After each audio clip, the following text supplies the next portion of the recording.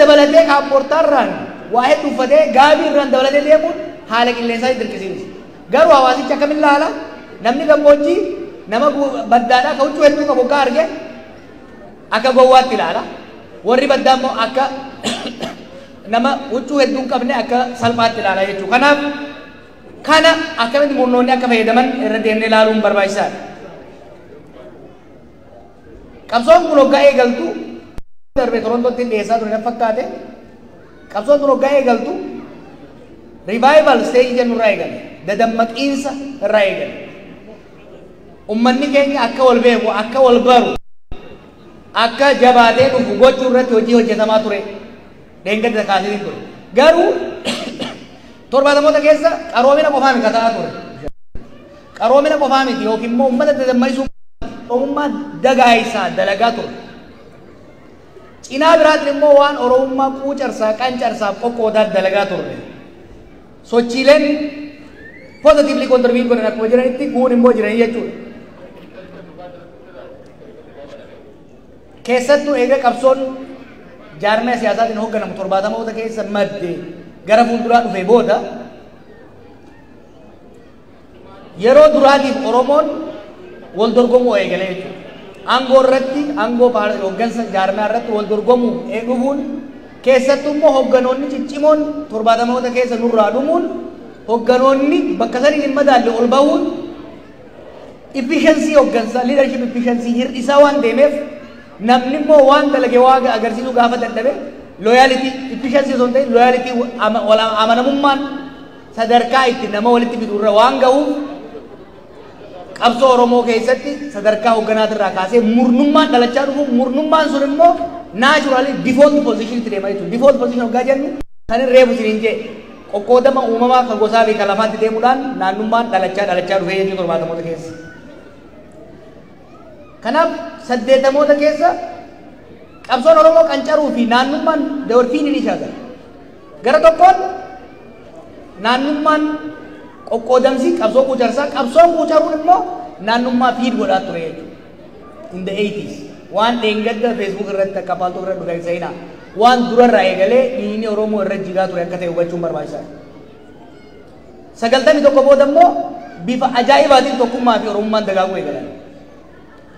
Dargiin kufuun Oromiyaan jaaramuun qubeen dhufuun mirqaanni yeroo san dhufe sun murnoonni yeroodhaaf illee taatu akka walii dhiisanii fi Oromummaan murnummaa caalte Oromummaan naannummaa caalte yeroo itti dhufte ta'uu agarra 91 keessa. Keessattuu immoo wantoota boodarra murteessaa jiran kan torbaan darbe dhiyeesse qubeen wal ga'uun Oromiyaan jaaramuun birokratization of Oromoo kan jennuun qophiileen adda addaa qophiin yaadannoo aanolee qophiin odaa bultuun sagantaaleen gullallee godhamaa turan sun Oromummaa dagaasuudhaan naannummaa qaqqabuu danda'anii turan jechuudha. 91 booda immoo gara 80mootaatti deebi'e. Akkamitti? 92 booda kufaatiin dhufe Oromoon mirqaanni sun jalaa cabuun wal sababsuudhaatti deemame jechuudha. Wal sababsuutti maal jammammaa isii Oromoo? Injifannoo abbaan isii hedduu mo'amuun immoo yataa maana jaa. Mo'amuun takkaa injifannoo fiduu dhabuun namu abbaa ittiin ta'an keessa hin jiru abaluutu fide abaluutu rakkoo tana uumee jira. Injifannoo immoo abbaan isii hedduu anaatu injifannoo tana fide namu irra wal saama. Injifannoo wal saama namni. Injifannoo dhabammoo irraa dheessaa jechuudha. 91 booda 91 namu nutu keessa jira nutu injifannoo tana fide irratti deemu ture waliin deemu ture. 92 booda immoo quba waliin qabu dhufe jechuudha. Keessattuu immoo hooggansa gara fuulduraa jiru irra duuluunii fi duulli san immoo hooggansa san qofa irratti osoo hin ta'in naannawa hooggansi sun keessaa madde busheessu irratti xureessu irratti duulli godhamaa ture jechuudha. Kanaaf barri 90moota akkasumas 12 bara Oromoo keessatti qoqqoodamsii fi naannummaan akka malee cimee dhufe akka ture hubachuu duuba deebi'anii wal yaadachiisuun barbaachisaadha. Barri kun immoo baroota murnoonni siyaasaa hedduunis Oromoo keessaa itti biqilan bara jaarmeewwanni itti adda faffacaan bara hoggansinis adda itti baba'ee walirra gaarreeffataa fi walitti itti duulaa ture ta'uun baay'ee barbaachisaadha. Lammaffaa barri wanni naannummaa akka malee hammeesse 90mootaa fi 2000 keessa qabsoonii fi qabsaa'onni akkasumas jaarmeenii siyaasaa ummata isaa keessaa bahee biyya alatti maxxantummaa argachuun biyya alaati irratti isinillee asin turtanii daasporaa irratti hirkachuun daasporaan immoo risoorsii xiqqaa waan qabuuf the competition over resource over very scarce resource naannummaan bal'inaan akka babal'ataa deemu godhee maaliif namuu waan kutachuudhaaf gruppii isaa ijaarrachuunii fi nama walirra kakaasuun bifa saniin cimaa deeme kana qofa osoo hin ta'in sirni mallasaatis qoqqoodama kana daran babal'isuu irratti hojjetaa ture bara 90mootaatii fi barri 2000 yeroo naannummaan Oromoo keessatti baay'ee itti dagaageedha. Kunundi qoqqoodamni kunundi 80 irraa dabalee dhufee ifan baane ture. Jaluma jala qoqqoodama malee namni afaan baasee walitti hin duulu ture. 2001 qoqqoodama 5 qacaa jaan ni yaadattanii bara san keessatti naannummaan hedduu gadi buutee ummata addaan qoqqooddee jaarmaya siyaasaa qofa osoo hin ta'in jaarmaya amantiif jaarmaya hawaasaa sadarkaa adda qoqqoodutti itti seente. Yeroo laafinni Oromoo keessaa rakkoon Oromoo keessaa akka malee itti saaxilamee alagaanis itti fayyadamuu turte akka ta'etti yaadachuun barbaachisaadha.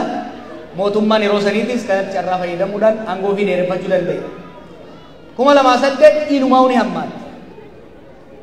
Keessattuu warri dargaggeeyyii kana yaadadhaa. Arree ugaa hamileen isin tuqamu tatanarra hamtuurra akka dabarre akka yaadattaniif nimtuuba isin geesse. 2008 namni akkanatti agartan kun taaziyaa waliin dhaquu sadarkaa itti dhaabee ture. Buna wajjin dhuguu sadarkaa Starbucks tokko seene tokko hin seenne keessa turre beeytanii. Ni beeytanii achirraa kaanee jechuudha. 2008 yeroo akka maleetti sabni keenya naannoodhaan itti qoqqoodamee hedduu uummata keenyatti miidhe ture. Wanni agarru maali? 70moota 80moota 90moota akkasumas 2000 keessa wanni agarru maali? Itti meetiin jira. Naannummaa maddisii lama. Tokko haala uumamaati gosaa fi qubsuma lafaatiin rabbiin nu uumuu isaati. Lammaffaa sirni siyaasaa fi sirnummaan keenyas akkaataan itti daayivarsitii maaniif godhe rakkoo uumuu isaati. Hoggaa jeneraalii hoggaa laalte qabsoo saba keenyaatis taate qabsoo saba biraa keessatti bu'aa buusuu dhabuun aarii abdii kutannaa walirratti abdii kutachuu kollaasoo kollasiif self esteem kajennu kana fidaa jechuudha. Confusion uumaa jechuudha nama keessatti yeroo kana ummanni adda qoqqoodamuu jaarmeewwanni siyaasaas ummata waliin qabanii deemuudhaaf waan sharafan waan hin agarsiifneef addaan qoodanii deemuu irratti xiyyeeffatan jechuudha. So 70moota naannummaan keessatti Oromoo keessatti 70moota irraa kaastee biqilaa guddachaa dhufte 2000moota keessa 2001 2008 affarroo baaftee qabsoo Oromoo nyaachaa turte. Qabsoo Oromoo akka malee miidhaa turte 2000moota keessa. 2012 as hir'ataa suphamaa dhufte. Akkamitti suphamte? Somehow keessatti Oromoon biyya alaa waan gara fuulduraatti irratti walii galuu dadhabnaan waan durii irratti walii galuudhaan murteessite. Nostalgia as tactical tool of healing kan jennu kanas yoo yaadattan qophii afran qalloo, qophii Maccaatuu Lamaa, qophii Baalee, qophii Alee Birraa, qophiin 2000moota keessa godhamaa ture sun yeroo duraatiif Oromoon addaan facaatee qabaleen teessu walitti dhuftee yeroo wal agartee turte jechuudha. It's very fascinating. Waan gara fuulduraa irratti waan amma irratti walii galuu dadhaban, hoggansa amma irratti walii galuu dadhaban, taa'uftaa amma irratti walii galuu dadhabanitti waan kaleessa zamana dukkanaa zamana hamtuu san irratti walii galchuu hin danda'amne. 2012 irraa kaasee namni keenya walitti deebi'uu, waliin haasa'uu, wal dhaggeeffachuu hoggana ammaa irratti walii galuu baatu hogganoota wareegaman irratti sochii har'a irratti walii galuu baatu sochii kaleessaati irratti walii galuu irratti dhufe. Itti aansee maaltu dhufe keessattuu 2013 irraa kaasee sochii yaadannoo durii san irratti aansee maaltu dhufe successful campaign gochuu eegalle jechuudha. Fakkeenyaaf sochii boykoo baddallee Oromoo First Oromiyaa xiyyaa kan Haacaaluu fa'aa godhaa turan sun Oromoon bal'inaan akka walitti dhufuu fi dadammaqiinsi bifa haaraan mirqaanni bifa haaraan shurufkaan Oromummaa bifa haaraan yeroo itti dhufte akka taate yaadachuun barbaachisaadha. Nostaaljiyaa yaadannoodhaan ummata mataa walitti deebisu. Duula xixiqqaa garuu effective ta'e. Kana qabaddaa. Duula xixiqqaa garuu effective ta'e hojii agarsiisuu eegalle jechuun bu'aa agarsiisuu eegalle. Maaliin jedheefu injifannoo abbaan si hedduu mo'amuu iyyataamaadhaafi injifannoo xixiqqoon namuu akka walitti dhufee irraa qiqqicatu akka keessatti hirmaatu akka mileensaa ka'u goote jechuudha. Keessattuu sooshaal miidiyaa irra warri turtanii beektanii injifannoolee xixiqqoon tun dadammaqiinsa namni keenya akka walitti dhufu goote jechuudha.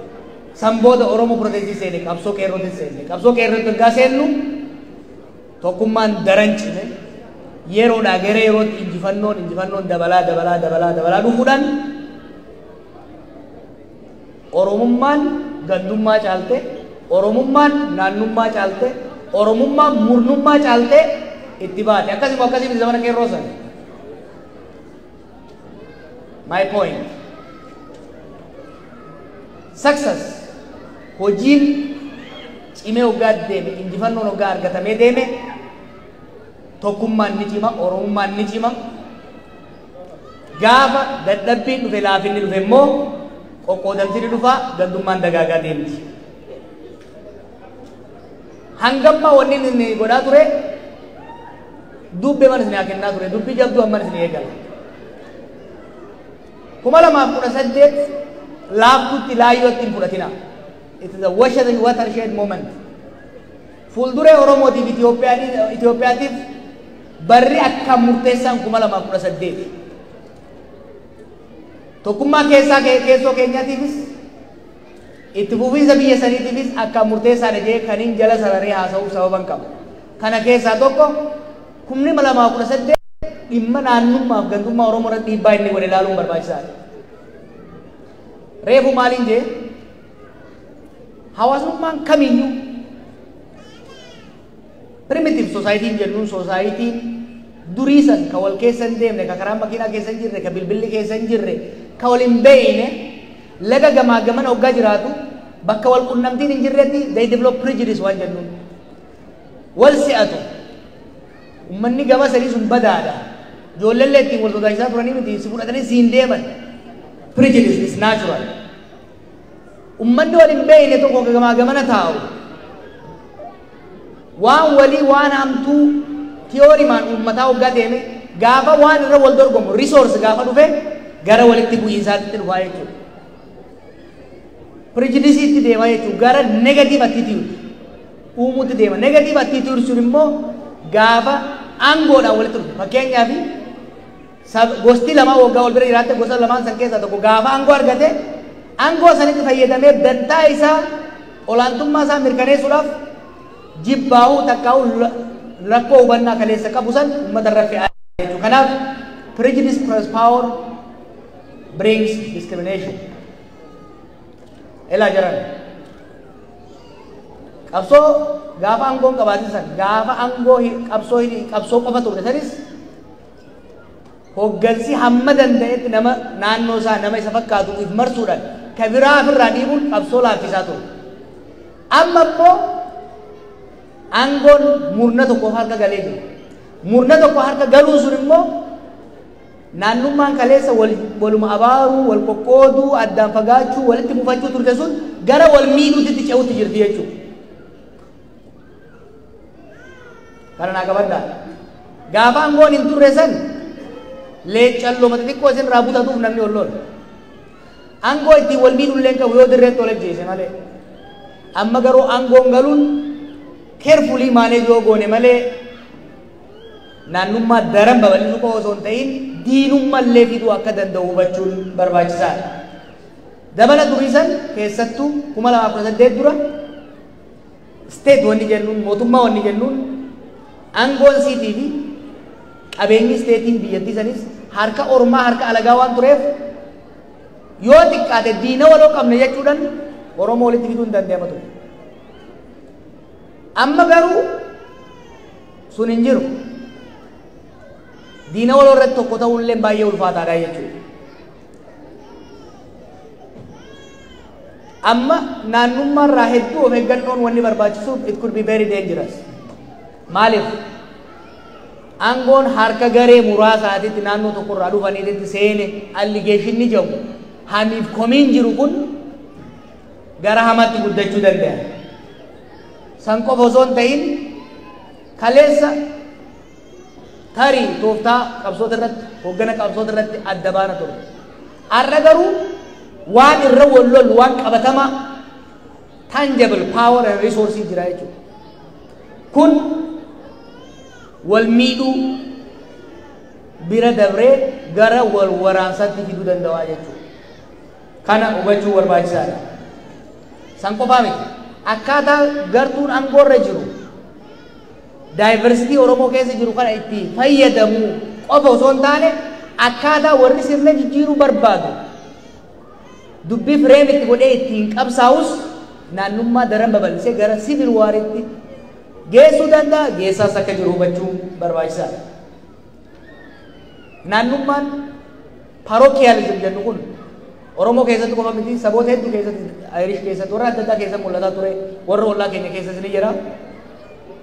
Inni babal'achuun isa sirriitti to'achuu dadhabuun maal fida? Hawaasni akka sirriitti waliin simanne akka wal keessa hin seenne dhoorga. San qofa osoo hin ta'in creative ideas wal dorgommiin dandeettiidhaan osoo hin taane beekumsaan osoo hin taane murna jaarrachuudhaan garee jaarrachuudhaan waan ta'uuf creativitiin potential hoggansi potentialii gaarii qabu akka hin baane block godhaa deemaa jechuudha. San qofa osoo hin ta'in walitti bu'iinsaa fi adda qoodamina gurguddaa irraa gara xixiqqaatti karaa banaa deema. Hammaataa yoo deeme yoo ammumarraa to'atamaa kan hin deemne taate immoo gara wal waraansa keessootitti geessa. Kana Oromiyaa keessatti carefully already arguu eegallee jirra jechuudha. Kan qofa osoo hin ta'in sabboonummaan saba tokkoo naannummaa to'attee eemartee sabummaa guddiftee deemuu yoo kan dadhabdu taate humna alaatiif illee ni saaxilamti. Humna alaatiif illee harka akka keessa galu banti. Waggoota lamaan dabre sadeen dabre kana wanni agarre gamaa gamanaa kanaa jechuudha. Ayyee naannummaan qabsoo sakaalaa turte nu laaffisaa turte amma nu deemuu dandeenyu akka hin deemne nu dadhabsiisaa turte. Presenteeshinni waggaa 15-16 duraan godhaa ture sun qabsoo sakaalaa jirti. Naannummaan qabsoo sakaalaa jirti. Gandummaan qabsoo sakaalaa jirti. Fala itti haa barbaannu fayyadu turte. Amma immoo wanni jechaa jiru naannummaanii fi gandummaan sababni isii takka lama sadii. Gara fuulduraa immoo waan hangammaa argannee nu dhabsiisuu dandeessi. Oromummaa daran diiguu dandeessi. Alagaadhaan nu saaxiluu dandeessi. Wal waraansa hamaa keessa nu galchuu dandeessi. Kanaaf rakkoo naannummaan qabsoo bilisummaa qabsoo sabaa irratti qabdu irra aanuudhaaf keessattuu bakka amma qabsoon tun irra geessetti akkamitti deemuu dandeenya? Maal godhuu qabna? Ka duraa we need to have a very proper and deeper understanding. Gadi qorannee ilaalu maali eessaa madditi? Alagaan nu qoodaa qofa osoo hin ta'in hoggansa Oromoo tokko lama qofa nu qoodaa osoo hin ta'in kompleksitiin kun eessarraa dhufe kan jedhu.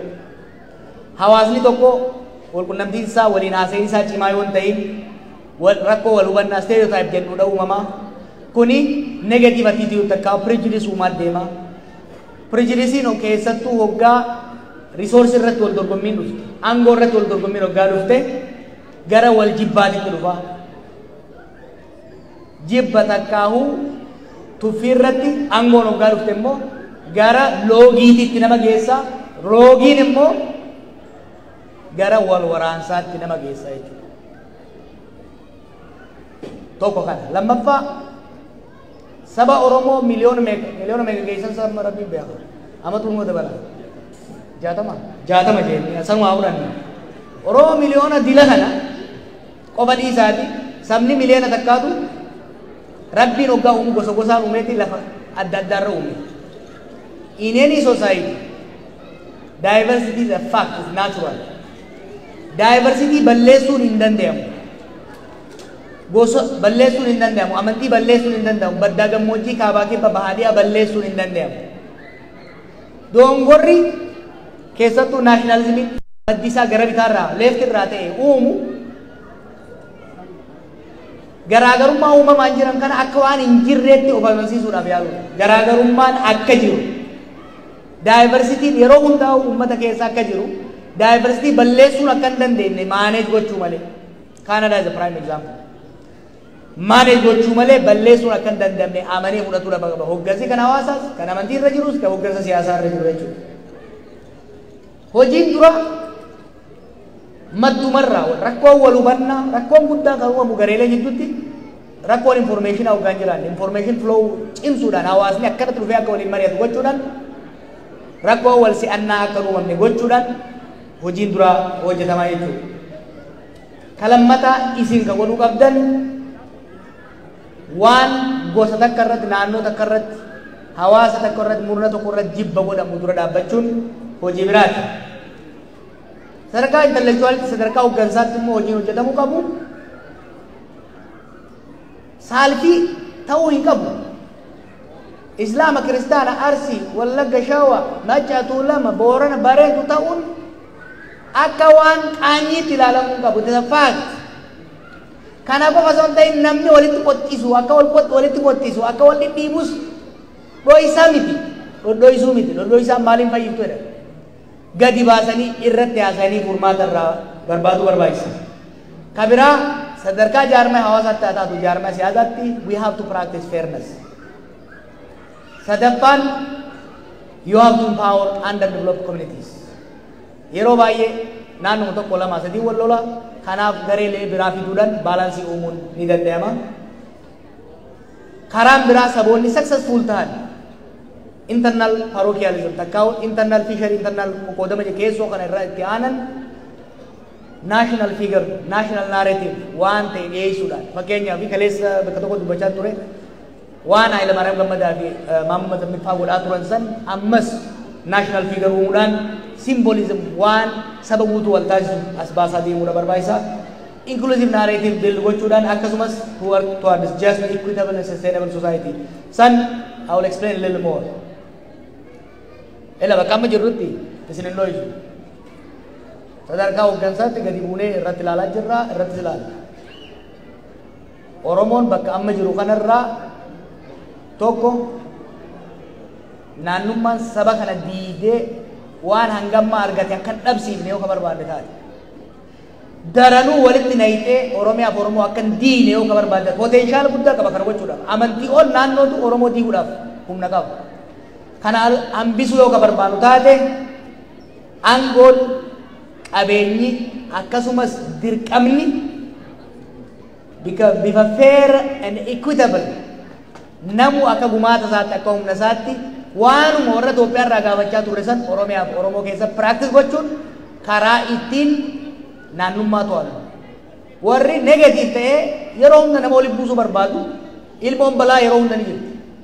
Ilmoo balaa dalagaa dhabsiisuu yoo ka barbaaddan taate jaarmaa hawaasaa jaartan keessatti waan maqaa Oromoo fi Oromiyaa jaaramtu keessatti qooda walii kaayaa deemuun gosa hundaaf teessoo hundaaf amantii hundaaf korniyaa hundaaf fair distribution hojjechaa deemuun barbaachisaadha.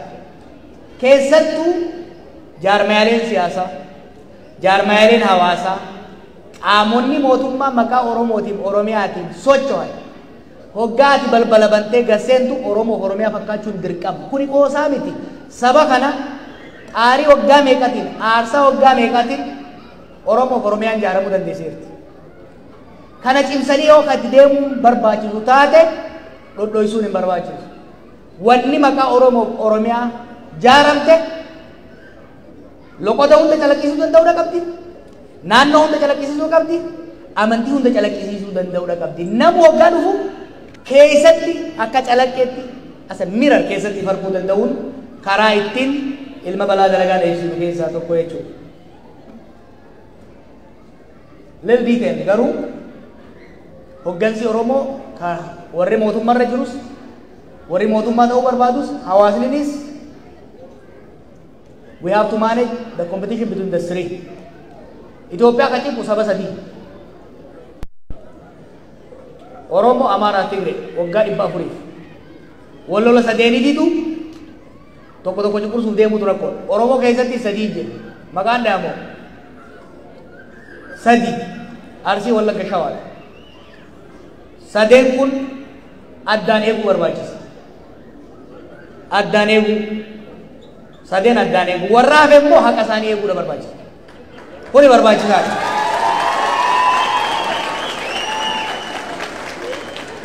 Ninkijibe balcarra tanuma haasa'amaami. So Oromoo Oromiyaa akka fakkaatu sadeen wal dura dhaabbatu addaan eeguu warra kaan immoo haqa isaa eeganii ol baasuun barbaachisaadha jechuudha. Kabiraa akkaataan itti naannummaa itti hir'isan Oromoon duruu qabdi. Ni beektanii Oromoon gosa takka keessaa waliin fuutu. Gosa achi ceetee fuuti gosa biraatirraa. Maaliif beektanii waa lamaati. Tokkoffaa waan saayinsiin ammayyaatu irra ga'e namni firri hoggaa ol fuudhe dhukkuba adda addaatiif saaxilamti ilmoon. Lammaffaan laga gamaa fuudhuun gosa biraatirraa fuudhuun walitti bu'iinsa hirrifteeti firummaaf walii tumsa jabeessite akkasiini. Akkasuma dhalannee barra. Sirriitti himu warri haadhiyyaa tuulama abbaan kiyyaa arsi. Dachii nooleen itummaatti dhalannee guddate. Jarri lamaan kun wal fuudhanii jiraachuun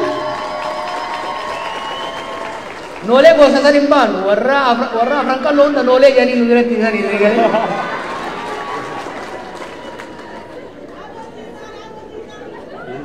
Isinitti hima. Tuulamni fi Arsii wal fuudhee Harargee keessa guddachuun nama keenya iddoo waliin dhiyeesse. Gara fuulduraa social engineering jedhama wanni kun.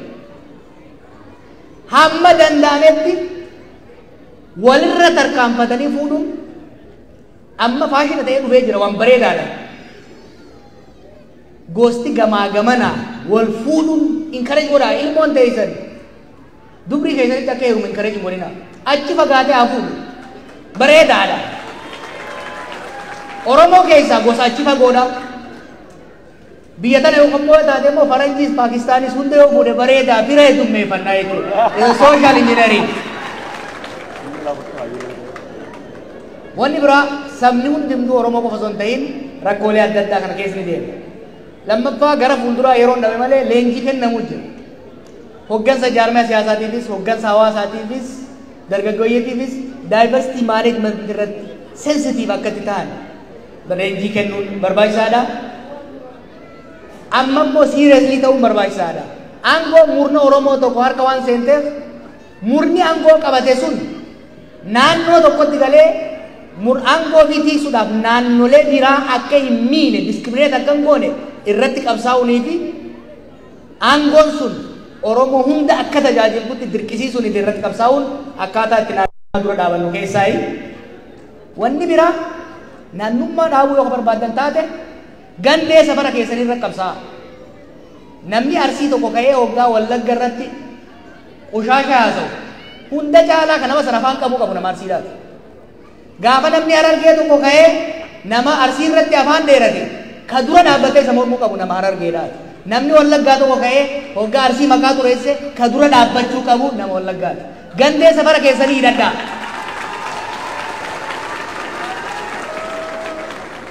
You need to tame and contain your village regionals. Maaliif gamaa gamana walitti deemuun rakkoo mana keessatti eemarachuun garuu ni danda'ama jechuudha. Kabiraa jaarmeelee hawaasaa afooshaa, jaarmee dargaggoo, jaarmee dubartootaa, jaarmee wal gargaarsaa bifa adda addaatiin ijaaruun dimokiraasii ijaaraa jirra jiran.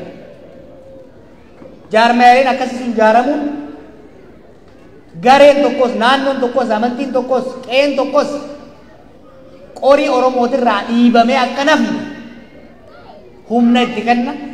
Discrimination loogiin akka hin taane eemaruu irratti hojii guddaadha qabaa jechuudha. Waggoota dabre kana gara biyya alaatti afooshaaleen bifa adda addaatiin ijaaramuun amala jaarmaa siyaasaa baay'ee jijjiiree jira bara. Gara fuulduraatillee afooshaa bifa adda addaa jaarmaa bifa adda addaa eenyijoo bifa adda addaa ijaaruudhaan loogii irratti qabsaa'uu hoggansa achi keessaa baasanii naannoon hundi gosti hundi waan isiin mala qoriin Oromiyaa guddoodha guddoo miti jaran qoriin Oromiyaa guddoodha ilmaan Oromoo hundaaf ni geesse wanni ilmaan Oromoo safara takkaa wal geessee harkaan kan hundumaa hoggaa nyaattu ijoolleen safara biraa immoo hulaa ala teessee tirichifirraa dhooftuuf hin jiru akkasimi kanarratti hojjechuun barbaachisaadha jechuudha. Managing diversity is crucial. Isinitti nima. Kana hoggansi mootummallee dhaga'uu qaba. Hoggansi siyaasaa keenyatti dhaga'uu qaba. Ani amma dubbiin naannummaa hoggaa baatu isin rifattan. I like it. Waan yeroo baay'ee ukkaamsinee mana keenya keessa murumsinutu dirre gadi ba'e Oromoon hoggas rifattee waan san suphuudhaaf deemti. Naannummaa takkaa'uu diversity Oromoo kana properly manage gochuun lola Oromiyaa keessattis ta'ee Itoophiyaa keessa godhamaa jiru kana dhaamsuudhaaf qulfiin tokko Oromoo jidduutti dubbii naannummaa to'achuu nagaa Oromiyaatii fi kan biyyaa fiduufillee waan barbaachisaa tokko. Lammaffaa waan hanga ammaa waggaa 50 kana arganne Oromiyaa ijaaruu Oromummaa waan adda addaa arganne kana consolidate gochuudhaaf wal jidduutti tokkummaa cimsuun diversity keenya properly manage gochuun it is important for consolidating what we have gained so far. Kasadaffaa legitimization idhaaf dheengata itti meetiin jira. Eessaa kaanee 2018 irra eessa geenye waa sadii hojjechuu osoo qabnu dankaraan irra ga'e. Aangoo qabachuu consolidation and legitimization. Legitimization fi sirna dimokiraasii haqa qabus Oromiyaa keessatti taatee Itoophiyaatti ijaaruudhaaf naannummaa Oromoo keessatti bibbiqilaa jiru kana deebisuun barbaachisaadha. Dhumarratti maal isiniin jedha?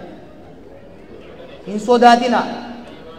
Ila rakkoo Oromoo keessa jirtu nuti haasofnee furuu hin dandeenye yoo takka hin jirtu. Rakkoo furmaata hin qabne Oromootti Rabbi hin buusu beeka. Ka cittoo sitti uume maal sii kanne qeensa sii uume.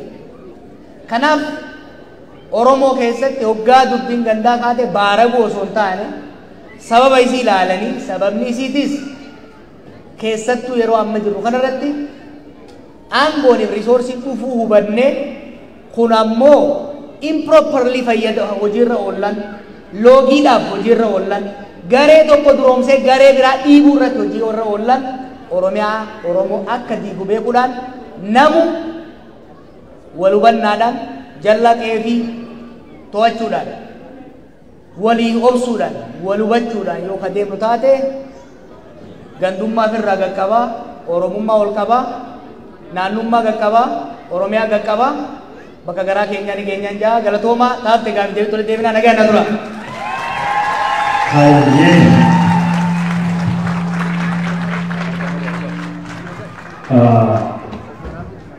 Okay. Jalan Kenya, Hawajamu, bagi Indonesia Kenya, Hawajamu Abdul Muhammad, Seberbacisan yang jaya Indonesia kira, karena itu kalau tu menjadi orang kau ni nak kata, mereka orang tu semua kisah apa kata, itu mereka orang mana jaya. Jika nanti mau boleh Kenya, aku ada Kenya, itu mau betul aja. Mengkutu habis itu mengkutu segitu jera warna teso daya mana tesikan sekasa mengkutu dah teso kedara dua tu kenya hawang kenya hanya kata ada ada teso di sana kata teso hari kami jadi juga semua sedikit ada hadiramu jitu tiga boleh titiknya almatun kalau nak kata itu untuk chance ada di dunia ini kita atas semua boleh sedih ya usai sesuatu terlalu itu namun politik kalau tu kau infama ambo itu tu kau jualnya security hinagenya atas itu tu ada Tuhan itu nagar tu pada itu bila atas itu beredar ada security kejalan tadi yes itu kalau tu mau pada jani saganda kata gapi hidup itu saya mundur ambil lucu. Lagi sedih, betul? akkanumatti nama kana ilaaluu waan jiraate